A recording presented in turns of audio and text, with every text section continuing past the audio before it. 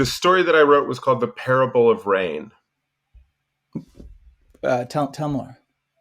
Well, so liquidity, there's a beautiful metaphor between rain and, our visceral felt understanding of water flowing across a landscape and monetary liquidity or money, currency flowing through our economic and social landscapes.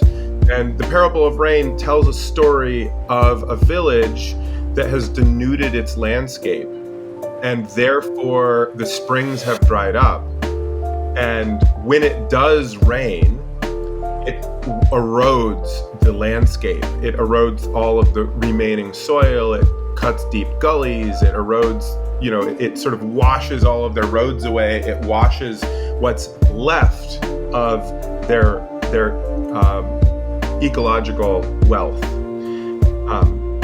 And the same is true when you drop massive amounts of money into a system that's not ready to receive it. So just thinking, what happens when there's a torrential downpour on a steep, degraded landscape? Massive erosion. What happens when there's a torrential downpour on a primary forest? What happens when there's a torrential downpour in a landscape that has swales and dams and mixed agroforestry and primary forest corridors? The landscape absorbs the liquidity, the water. All of the water eventually goes down to that deep pool of liquidity we call the ocean. It just goes much, much slower. It goes much, much cleaner. So that allows fish to be in the streams. That allows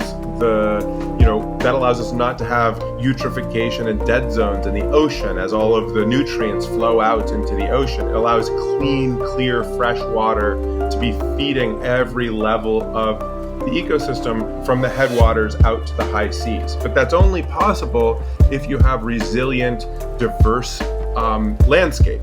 And that's as true for living systems, for ecosystems, as it is for socio-cultural economic systems, right? In either of those complex systems, what I'm saying I believe to be true. So what is the analog, if financially, of somebody who receives too much liquidity before they're ready for it? You see this with people who win the lottery. That's right? What I was thinking in my head. I love that when that happens.